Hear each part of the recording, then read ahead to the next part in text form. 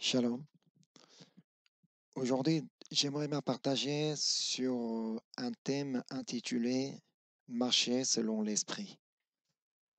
Le texte d'aujourd'hui, ça sera Galates chapitre 5 du verset 16 au 18.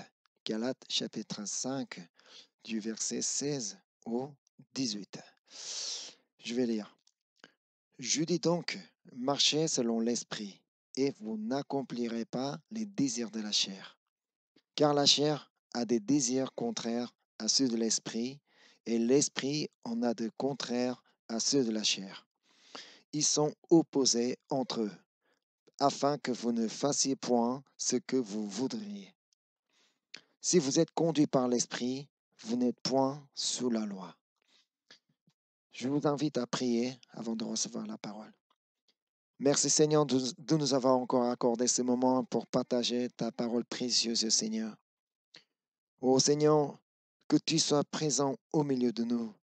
Accorde-nous la sagesse afin que nous puissions bien comprendre ta parole, Seigneur. Seigneur, je te confie ces moments, je te confie tout ce message. Je te prie au nom de Jésus-Christ. Amen. Dans le monde, on peut dire qu'il y a deux catégories de personnes. Donc, première catégorie, ceux qui reconnaissent la grâce de Dieu. Et évidemment, deuxième catégorie, ceux qui ne reconnaissent pas la grâce de Dieu. Ceux qui reconnaissent la grâce de Dieu, ce sont ceux qui pourront rendre grâce en toutes choses, en toutes circonstances, puisqu'ils savent que tout est grâce de Dieu. Alors, mais ce n'est pas parce qu'on est chrétien qu'on reconnaît forcément que tout est grâce de Dieu. Même un chrétien peut peut ne pas reconnaître la grâce de Dieu. Alors, pourquoi certains chrétiens savent remercier Dieu pour toute sa grâce et pourquoi pas les autres? D'où vient la différence? La différence vient de l'attitude vis-à-vis du Saint-Esprit. Celui qui marche par l'Esprit reconnaîtra que tout est grâce de Dieu et il remerciera Dieu. Mais celui qui ne marche pas par l'Esprit ne reconnaîtra pas que tout est grâce de Dieu. Alors, il ne peut pas remercier Dieu. Bien évidemment, celui qui ne reconnaît pas la grâce de Dieu, il ne peut pas remercier Dieu, il ne peut pas vivre pleinement la grâce de Dieu. Comment fait-on pour savoir alors? Comment fait-on pour savoir si on marche par l'esprit ou pas? Comment je fais pour savoir si je marche selon l'esprit ou pas? C'est assez simple. Si ma vie a connu un certain changement depuis que je suis chrétien, cela signifie que j'ai marché par l'esprit. Comme je viens de le dire, si je sais remercier Dieu pour toutes choses, ça veut dire que ma vie a déjà connu un certain changement. Ce changement ne peut ne pas être, peut ne pas être énorme. Pour certains, ils connaissent un grand changement dans leur vie. Encore, on peut dire qu'un changement brutal dans leur vie depuis qu'ils sont chrétiens. Mais pour certains, ce n'est pas le cas. Pour certains, donc, ne connaissent pas un très grand changement dans leur vie. Il faut savoir que chaque cas est différent. Ce n'est pas parce que celui-là, il a connu un changement brutal que l'autre, il doit aussi connaître un changement brutal. C'est pas pareil pour tout le monde. C'est parce que le Seigneur ne travaille pas de la même manière pour chacun de nous. Ça veut dire donc que le Seigneur euh, travaille en nous d'une autre manière selon, ça dépendra de nous. Alors, ce n'est pas, il faut savoir que ce n'est pas la vitesse de changement qui compte, mais la continuité. La continuité du changement, c'est ce qui compte. Cependant, alors que j'ai accepté Jésus et que j'ai reçu le Saint-Esprit, Mais je constate aucun changement dans ma vie. Il peut y avoir deux raisons.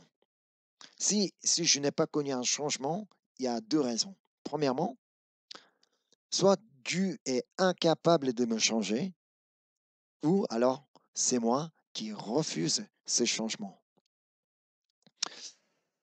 Pensez-vous vraiment que tu n'es pas assez puissant pour me changer? Non, ce n'est pas possible. Notre Seigneur, notre Dieu, il est tout puissant. Alors, le problème ne vient pas de Dieu. Le problème, c'est moi. C'est parce que c'est moi qui refuse de changer. C'est parce que donc c'est moi qui m'intéresse pas à ce changement. Sachez que notre Seigneur ne nous force pas à nous changer. C'est ce qui est écrit en Apocalypse 3:20. Apocalypse 3, verset 20. Voici, je me tiens à la porte et je frappe. Si quelqu'un entend ma voix et ouvre la porte, j'entrerai chez lui, je souperai avec lui et lui avec moi. Ce passage nous dit que Jésus se tient à la porte et il frappe jusqu'à ce qu'on lui ouvre la porte. Alors, pourquoi il veut entrer? Pourquoi il veut entrer en moi? C'est parce qu'il veut changer mon intérieur. C'était le cas de Zachée. Un jour, un jour, Zachée apprend que Jésus est en train de passer par sa ville. Lui, alors comme il cherchait à voir qui était Jésus, il se précipitait à aller voir Jésus, mais comme il avait de petites tailles, il était obligé de monter sur un sycomore pour le voir. Du coup, Jésus s'arrête et lui dit, Zachée, hâte-toi de descendre, car il faut que je demeure aujourd'hui dans ta maison. Aussitôt, il descend de l'arbre, il reçoit chez lui, il reçoit Jésus chez lui. Après avoir passé quelques moments avec Jésus, Zachée dit ainsi. C'est Luc chapitre 19, verset 8. Mais Zachée, se tenant devant le Seigneur, lui dit, Voici Seigneur, je donne aux pauvres la moitié de mes biens, et si j'ai fait tort de quelque chose à quelqu'un, je lui rends le quadruple. Lorsque Zachée a ouvert la porte de sa maison pour accueillir Jésus, c'est à ce moment-là qu'il a commencé à changer. Ça veut dire donc que son changement a déjà commencé dès le moment où il a ouvert la porte pour accueillir Jésus. De même, pour nous aussi, si nous accueillons Jésus dans notre cœur, si nous accueillons Jésus en nous, la même chose peut se produire aussi dans notre vie. Donc, si nous savons à qui Jésus adressait cette parole, je me tiens à la porte et je frappe, nous allons mieux comprendre quelle était l'intention de Jésus. Voilà, dans le livre de l'Apocalypse, Jésus avait transmis ses messages par l'apôtre Jean aux 7 églises qui sont en Asie. Et ce passage, je me tiens à la porte et je frappe, ce passage a été dédié à l'église de Laodicée. Donc le premier message dédié aux, aux gens de Laodicée est écrit en Apocalypse chapitre 3, verset 15. Je connais tes œuvres. Je sais que tu n'es ni froid ni bouillant. Puisses-tu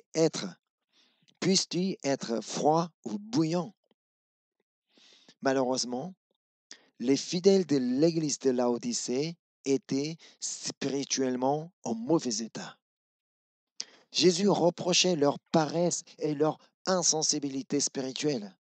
C'est parce qu'ils ne marchaient pas par l'esprit. Le texte aujourd'hui nous apprend ce qui se passe avec ceux qui ne marchent pas par l'esprit. Donc Galates 5, verset 16. Je dis donc, marchez selon l'esprit et vous n'accomplirez pas les désirs de la chair. On dit que si nous marchons selon l'esprit, nous n'accomplirons pas les désirs de la chair. Cela signifie que si nous ne marchons pas selon l'esprit, nous accomplirons les désirs de la chair. Si nous marchons par l'esprit, on aura des désirs spirituels. Mais si nous ne marchons pas par l'esprit, on n'aura que des désirs de la chair. C'est ce qui s'est passé pour les fidèles de l'église de Laodicée. On va lire Apocalypse 3, verset 17. Parce que tu dis, je suis riche, je me suis enrichi et je n'ai besoin de rien. Et parce que tu ne sais pas que tu es malheureux, misérable, pauvre, aveugle et nu. Peut-être, matériellement, ils étaient riches, mais ils ne savaient pas qu'ils étaient en train de mourir spirituellement. Ils ne savaient pas qu'ils étaient spirituellement malheureux, spirituellement misérables, spirituellement pauvres, aveugles et nus. C'est pour eux que Jésus est allé frapper à la porte. Et c'est ce que Jésus avait dû dire donc aux membres de l'église de Laodicée. Mes bien-aimés, je vois que vous vivez dans une très grande maison de luxe. Actuellement, je suis devant la porte et je vois que la porte est magnifique aussi. Elle est bien faite. Mais est-ce que tu peux m'ouvrir la porte? Car je vois qu'il y a un problème à l'intérieur. De l'extérieur, donc je vois que tout va bien. Mais à l'intérieur, je vois qu'il y a des problèmes. Moi, je ne peux pas te laisser tiède comme ça. Si pour vous, Jésus ne dirait pas la même chose pour vous. Est-ce que Jésus ne dirait pas la même chose de l'extérieur? Tu sembles d'être bien, mais de ton intérieur, il y a beaucoup de problèmes. Est-ce que le Seigneur ne me dira pas la même chose? Nous savons depuis que nous sommes devenus chrétiens et que nous devons vivre avec Jésus et que nous devons marcher selon le Saint-Esprit. Alors que l'Esprit de Dieu me répète l'importance de vivre selon la volonté de Dieu, mais si je m'y arrive pas, c'est parce que les désirs de la chair restent toujours en moi. C'est pourquoi le verset 17 nous dit qu'il y a un conflit à l'intérieur de nous. Donc Galates 5, verset 17. Car la chair a des désirs contraires à ceux de l'esprit, et l'esprit en a de contraires à ceux de la chair. Ils sont opposés entre eux, afin que vous ne fassiez point ce que vous voudriez. Pour nous, il faut qu'il y ait un conflit à l'intérieur de nous entre la volonté de marcher selon l'esprit et les désirs de la chair. S'il n'y a pas de conflit, là, il y a un problème.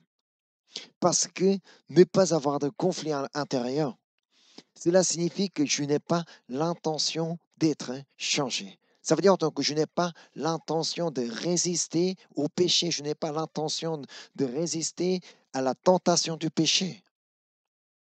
Si nous croyons en Jésus, il est tout à fait normal que nous ayons un conflit à l'intérieur de nous.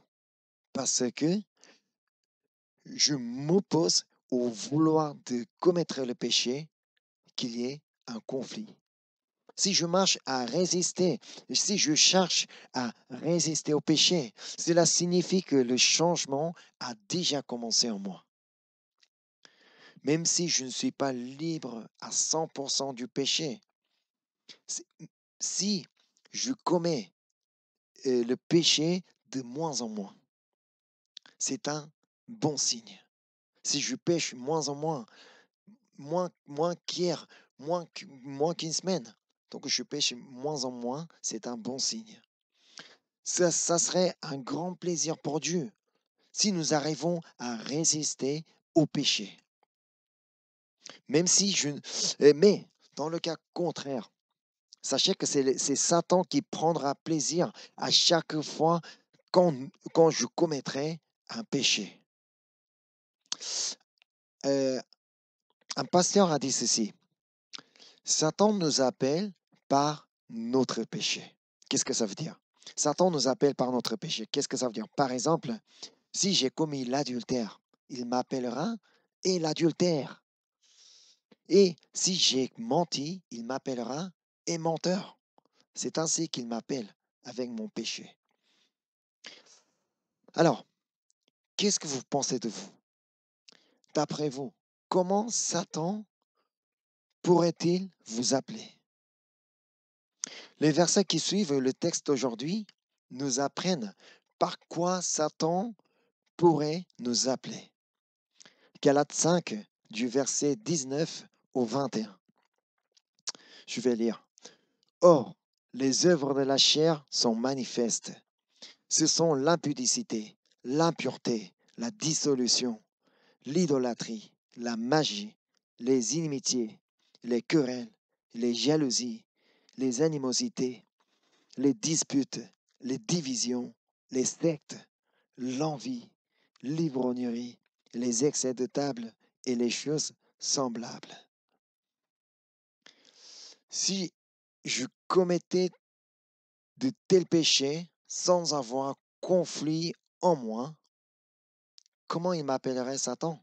Satan, il m'appellerait à la fois l'impudicité. Et monsieur l'impudicité, à la fois l'impureté, madame l'impureté, la dissolution, à la fois l'idolâtrie, à la fois la magie, à la fois les inimitiés, à la fois les querelles, les jalousies, les animosités, les disputes, les divisions, les sectes, l'envie, l'ivrognerie, les excès de table. Et pour vous, imaginez, si quelqu'un vous appelle comme ça, et monsieur adultère, et monsieur l'impureté, ça ne vous agace pas, ça ne vous dérange pas. Mais le problème, c'est que même si ça se produit chaque jour, Satan nous appelle chaque jour comme ça parce que nous commettons le péché. Mais nous, on n'est pas assez sensible à ce problème. C'est pourquoi Éphésiens nous invite à ne pas donner accès au diable. Éphésiens chapitre 4 du verset 25 au 27. C'est pourquoi renoncez au mensonge et que chacun de vous parle selon la vérité à son prochain, car nous sommes membres les uns des autres. Si vous vous mettez en colère, ne péchez point, que le soleil ne se couche pas sur votre colère, et ne donnez pas accès au diable. Comment peut-on faire pour ne pas laisser l'accès au diable? C'est simple, nous devons marcher selon l'Esprit. Si nous marchons selon l'Esprit Saint, nous ne pourrons pas pécher aussi facilement et on sera conduit à résister au péché. C'est la raison pour laquelle nous devons prier pour être remplis du Saint-Esprit. Mais en restant passifs, si nous restons passifs, on ne peut pas être rempli du Saint-Esprit. Il ne suffit pas de prier pour être rempli du Saint-Esprit. Qu'est-ce que ça veut dire? Par exemple, si nous avons faim, nous devons préparer à manger et nous devons manger suffisamment pour être rassasiés.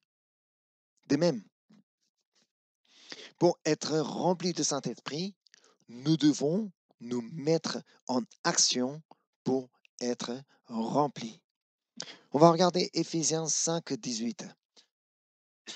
Éphésiens 5, 18. Ne vous enivrez pas de vin, c'est de la débauche. Soyez au contraire remplis de l'esprit. Pourquoi on est enivré? On est enivré parce qu'on a pris plusieurs verres. C'est pareil. Pour être rempli du Saint-Esprit, nous devons prier Dieu. Ensuite, nous devons chercher continuellement le Saint-Esprit et aussi marcher selon l'Esprit qui nous enseigne. Une fois que nous sommes remplis de Saint-Esprit, Satan ne pourra plus nous appeler comme auparavant parce que notre nom changera. Nous allons voir quel nom nous allons pouvoir porter une fois, une fois que nous sommes remplis du Saint-Esprit. On va regarder Galates 5, verset 22. Mais le fruit de l'Esprit, c'est l'amour, la joie, la paix, la patience, la bonté, la bénignité, la fidélité, la douceur, la tempérance. Même si Satan m'appelait ennemi, parce que je cherchais toujours à faire des ennemis et que je ne pardonne pas facilement quelqu'un, une fois que je suis rempli de Saint-Esprit, mon nom changera en amour. Donc, il ne pourra plus m'appeler ainsi. Même s'il m'appelait malheureux, parce que je ne suis jamais content et je murmure tout le temps, une fois que je suis rempli de Saint-Esprit, mon nom changera en joie. Donc, il pourra plus m'appeler ainsi. Même s'il m'appelait division, parce que je cherche toujours des divisions, je cherche toujours des gens de mon côté, et toi, tu étais de mon côté, toi, tu es de l'autre côté. Une fois que je suis rempli de Saint-Esprit, mon nom changera en paix. Donc, Satan ne pourra plus m'appeler comme auparavant. Même s'il m'appelait colère, parce que je me mettais toujours en colère, je me mettais très facilement en colère, même pour une petite chose. Une fois que je suis rempli de Saint-Esprit, mon nom changera en patience. Donc, il ne pourra plus m'appeler ainsi. Même s'il m'appelait méchant, parce que j'étais trop sévère envers les autres, j'étais trop sévère envers mes enfants, envers mes prochains, envers mes frères. Mais une fois que je suis rempli de Saint-Esprit, mon nom changera en bonté. Donc, il ne pourra plus m'appeler ainsi. Même s'il m'appelait cruel, parce que je n'avais jamais pitié des autres. Je m'en fiche des autres, donc voilà, donc toi, ta vie, c'est ta vie, moi, ma vie, c'est ma vie. Une fois je suis rempli de Saint-Esprit, mon nom changera en bénignité. Donc, il ne pourra plus m'appeler comme auparavant. Même s'il m'appelait traître, parce que je n'hésitais pas à trahir si c'est pour mon bien. Une fois que je suis rempli du Saint-Esprit, mon nom changera en fidélité, donc il ne pourra plus m'appeler ainsi.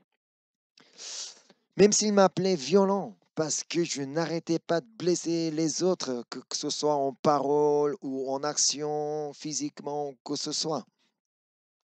Une fois que je suis rempli de Saint-Esprit, mon nom changera en douceur. Donc, il ne pourra plus m'appeler comme auparavant. Même s'il m'appelait débauche, parce que je me comportais sans maîtrise de soi. Une fois que je suis rempli de Saint-Esprit, mon nom changera en tempérance. Donc, il ne pourra plus m'appeler comme auparavant. Soyez donc remplis du Saint-Esprit. On va lire Galates 5, 18. Si vous êtes conduits par l'Esprit, vous n'êtes point sous la loi. Soyez aussi conduits par l'Esprit Saint.